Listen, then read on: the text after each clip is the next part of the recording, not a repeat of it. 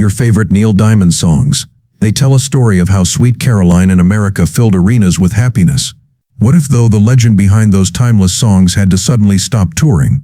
What if the enemy that wants to silence him is just as strong as his voice and has been for a long time? This video talks about his hard childhood, the tough battles he fought in his job, the rough patches in his relationships, and most importantly, the heartbreaking truth of his life now that he is living with has Parkinson's. It shows how a man who made a living with sound now finds peace in different ways in quiet times, and how his biggest challenge taught him a lot about accepting what is. Neil Diamond was born in Brooklyn, New York, but his home life as a child was not safe.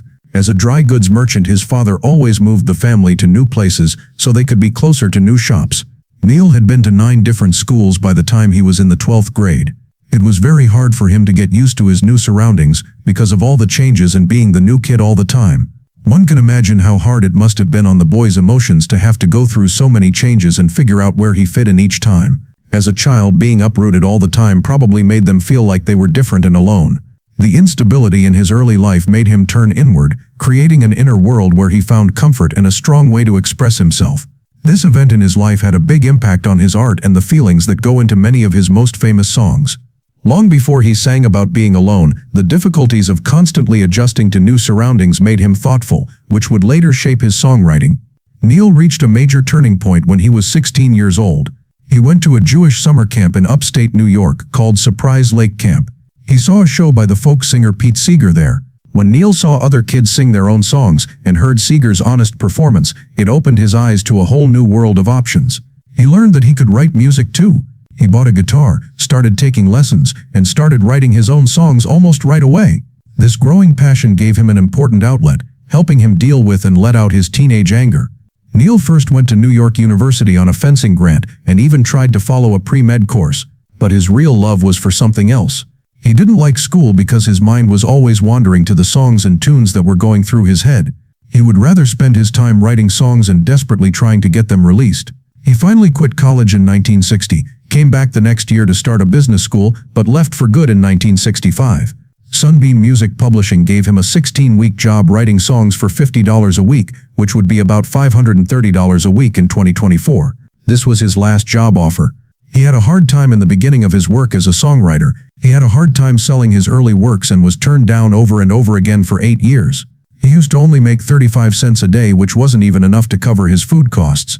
His favorite place to write was in the quiet area above the Birdland Club in New York City. He would sometimes write on buses. He put a lot of thought into his songs, which made them long, even though publishers usually look for short hooks that will sell. A lot of people heard his first hits, like I'm a Believer, by other artists like the Monkees before he put out his own versions. During this time, Neil Diamond's early career was marked by a constant tension. His artistic vision was at odds with the business needs of the music industry. He was a natural songwriter who wanted to express himself deeply, but at first the business pulled him toward simpler, more marketable pop. This early battle for creative control and recognition of his unique voice probably made him more determined and shaped his later path as an independent artist. Neil Diamond's early success was praised, but it also came with some big problems. In 1966, he signed with Bang Records and quickly put out hits like Solitary Man and Cherry Cherry, but he soon felt limited by what the label expected of him. He wanted to make music that was deeper and more personal, like his song Brooklyn Roads, which is about his life. Bang Records, his record label, wanted simple pop songs. They didn't like his more personal songs like Shiloh because they thought they weren't popular enough. Besides having different ideas about what to write, he was also unhappy with his earnings. This started a long, messy court case that went on until February 18, 1977. He never gave up his fight to get out of his contract and get back the rights to his early master tapes. His high sales and professional success took a clear drop at the same time as this intense legal battle. This fight for artistic freedom had a big impact on who he was as an artist who wouldn't be limited, which would be a trait that would define his whole career. Neil Diamond made a huge step when he entered the world of movies in 1980. He played the lead role in The Jazz Singer, a remake of the old movie from 1927. Part of the reason he took the part was to honor Al Jolson, who was one of his childhood heroes. He also did the huge job of writing the whole soundtrack, which was very hard for someone who had never been in a starring role before. While this project was important to his business, it also caused a lot of problems. The music was a huge hit with fans, even though the movie itself got bad reviews. Some reviewers said his performance was offensively narcissistic and laughably bad. He was even up for a Golden Globe, and he also won the first ever Razzie Award for Worst Performer. Even though the movie got bad reviews, the music sold more than 6 million copies in the US and led to 3 top 10 singles: America, Love on the Rocks, and Hello Again. This result shows that Neil Diamond's musical skills and strong connection with his fans were so strong that they could get past his highly criticized acting debut. Adding to the difficulty, he had surgery to remove a spinal tumor before shooting and was in a wheelchair for months. This made the movie a personal victory over hardship, even though it didn't get good reviews. Neil Diamond often talked about feeling like an outsider, even though he had sold over 130 million records around the world and stadiums were always packed with adoring fans. He was known for calling himself a lonely man, which is a theme that runs through many of his songs, including the very personal hit I Am I Said. Even though he was famous and loved all over the world, he struggled with deep loneliness, self-doubt, and a constant feeling of being alone. He said he was a private person who didn't feel linked to the public image he had worked so hard to create as a performer. He said it took him 4 months to write his song I Am. He said it made him feel every feeling as he struggled with identity and belonging issues, even though he had been very successful. He admitted that even though he had reached his biggest goals, he still felt empty inside. He also said that being found out is the scariest thing that can happen because everyone has a front. He was referring to the stress of keeping up a public image. This shows a deep contradiction in Neil Diamond's life. Huge fame and admiration from the public lived alongside deep personal feelings of loneliness, isolation, and self-doubt. His music, which was often personal and open, became a powerful way for him to talk about his private problems, making him relatable to millions of people, even though he felt separate from his public image. The mask he talked about makes me think of how hard it is to keep up a public image, which probably made his private problems worse. He had a hard time finding inner peace even though he seemed to be doing well on the outside. This shows how fame can hurt your emotions and how everyone needs real relationship that fame can't always give you. Neil Diamond's personal life was complicated by the fact that he was married 3 times. He married his high school love Jay Posner for the first time in 1963. Jay worked as a school teacher and they had 2 girls together, Marjorie and Ellen. This early love story did, however, end pretty quickly. In 1967 they broke up, and in 1969 they got a divorce. There is no clear reason given for the divorce, but it happened at a time when Diamond was having a lot of problems with his early career, such as trying to sell songs, signing with Columbia Records only to be dropped, and starting to have problems with his contract with Bang Records. In later years, he told everyone, I told them I felt bad that I wasn't spending more time with my kids because I was moving. He also thought about how music was his main lover, and how his second marriage was bad because he didn't have enough time for his family either mentally or physically. When you look at these later thoughts in the context of his busy early career, they make it seem like the intense focus needed to break into the music business and fight for creative control probably didn't leave much room for raising a child, family, and marriage. Neil married his second wife, Marcia Murphy, in 1969. She was a production helper he met on his way to fame. Jesse and Micah were their boys. He was married for 25 years, which was an important part of his life. But Marcia filed for divorce in 1994, saying that she and her husband had irreconcilable differences. Following the legal battle, a huge deal was reached, $150 million, which is more than $300 million in today's money. It cost a lot of money, making it one of the most expensive in history. Neil openly said that Marcia was worth every penny, even though they had lost a lot of money. This showed that they weren't angry with each other during the breakup, which was surprising. He did feel a lot of guilt about ending this long-term marriage and not being there for his kids enough because he was always traveling. He went through years of intense therapy to deal with these deep-seated feelings. He learned how to express himself and understand how complicated he was. In the end, this therapeutic trip helped him balance his feelings of guilt and responsibility, which let him stop torturing himself over the past and feel more at peace. Neil started a new phase of love and friendship in 2011, when at age 70, he told his 41-year-old manager Katie McNeil that he was going to marry her. In 2012, they got married in Los Angeles. There was almost 30 years between them, which might seem like a big difference, but Neil said he felt like he was between 30 and 40. Katie said that she thought they were the same age when they were together, even though she wasn't sure at first. At first, she didn't want to get involved with a client, but it was clear that they were meant to be together. Neil, in his typical arrogance, said that he was very high maintenance, but he said he had finally found someone who could be my wife. Katie has become a constant source of support for him, especially since he was diagnosed with Parkinson's. She is with him through this difficult new part of his life. The most important and life-changing task Neil Diamond has ever faced came in 2018.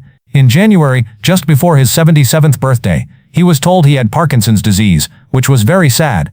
This neurodegenerative disease, a progressive movement disorder, affects the central nervous system directly. It makes it hard to control movement, keep your balance, and even speak clearly. His world and the hearts of millions of people who loved his songs were rocked by the news.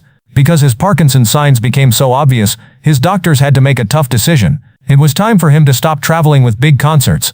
This meant that he had to cancel the last few shows of his historic 50th anniversary tour, which he did with a lot of regret and hesitation. Think about how heavy that moment was. You, as a performer who has been electrifying crowds around the world for 50 years, are suddenly going to have to leave the stage. It was a heartbreaking moment for him and his millions of dedicated fans. After decades of loud crowds and powerful performances, there was an unexpected silence.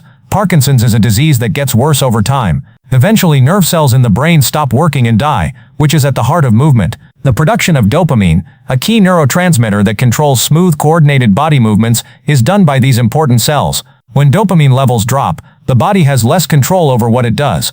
Symptoms that are common start to show up, often slowly at first and then more clearly. You might have shakes at rest, which are shaking spells that get much worse when you're stressed. This slowing down of movement is called bradykinesia. People start to have trouble keeping their balance, which causes the gait to move and raises the risk of falling. Sometimes limbs get stiff and won't bend, which makes it hard to do even easy things. These signs make things very hard for a singer and performer like Neil Diamond. He has a powerful voice and an exciting stage presence that have captivated crowds for decades. These are the very skills that the disease is attacking directly. Parkinson's can make it hard to speak clearly, resulting in a soft, slurred, mumbled, or dull voice. This is called hypophonia, and it happens when the muscles that control the voice don't work together properly. Dysphasia, which means having trouble speaking or eating, can also happen along with cramped handwriting. Aside from the physical symptoms, a lot of people with Parkinson's also feel apathy and sadness, which makes their daily lives even more difficult. The specifics of Neil's daily physical battles are kept secret, but it's clear that the disease makes daily tasks hard and has a huge effect on one's ability to do their job. He has to face the fact that his body no longer fully obeys his will, because this is a serious threat to his life's work. The fact that he decided to stop traveling even though he could still sing, shows how much the disease affected the level of performance he expected from himself. He could still sing, but he couldn't put on the full live show that made his career famous. It made him change how he related to his art, and the people who saw it, going from the big stage of the world, to a more personal way of making things. Neil said that his first response to being told the news was a strong denial. For about the first year or two, he just wouldn't admit how bad his state was. He pushed the hard truth away by telling his doctor, "I have work to do, so I'll see you later." "It was very hard to accept that I have Parkinson's," he said. He still admitted years later, "I'm still doing it, and I don't like it." This struggle and honesty show how hard it is on his emotions to have such an illness. You can picture the war inside you, the fight against something you can't beat. Neil was going through a very hard time, but he also found a deep and surprising peace. He said that my life had gone from being like a storm to being like a recording studio. Calm has come into it and things are very quiet. From denial and battle to a deep sense of acceptance and inner peace, this emotional journey was very powerful. Neil Diamond found a greater sense of self-awareness and contentment, even though Parkinson's disease limited his physical abilities. He feels better about himself and is kinder to other people now. "I'm not as hard on myself." He has learned to be more grateful for the good things in his life. He thought about how music helped him make a living, but he wasn't always able to enjoy it. He knows now that this thing isn't going away, and there is no fix. You can't avoid it. He's come to accept his Heartbroken sex despite his limitations. He still has great days and is very thankful for the life he has had. This shows that true happiness doesn't just come from being physically strong or having success in other areas of life. It often comes from facing and accepting life's hardest truths. Neil Diamond hasn't stopped making music, even though he stopped doing big tours. He keeps writing and recording music, but he changes how he does it to fit his present skills. He still sings, and even though he is 84 years old, he says that singing makes him feel good because it makes all the parts of his body and mind work together. Continuing to do what he loves is very important for his health. As experts like Dr. Marianne Picone, medical director at Holyoke Medical Center's MS Center, stressed, people with neurodegenerative diseases need to keep doing things that make them happy in order to keep their identity, sense of purpose, and physical and mental health. In a moving and memorable moment, he showed up out of the blue at the Neil Diamond musical, A Beautiful Noise on Broadway in 2022, and led the crowd in a heartfelt rendition of Sweet Caroline. He also keeps using his big name to bring attention to Parkinson's disease, which helps the people understand the illness better and supports important research. Katie McNeil, his wife, is standing next to him. Support them no matter what as they go through this difficult new chapter together. His lasting effect can be seen in his long-lasting financial success. His net worth is still thought to be around $300 million. Neil Diamond's story is a powerful example of how strong people can be. As a child, things were always changing and he felt like he didn't fit. He fought hard and for a long time to keep creative control in the music business. To protect his artistic vision, he went through legal battles and job slumps. When he first started acting, he was met with sharp criticism in Hollywood, but his artistic skill was clear. He dealt with the emotional effects of several divorces and deep-seated sorrow, going to therapy to find peace within himself. He now faces Parkinson's disease with a lot of bravery and a newfound peace of mind.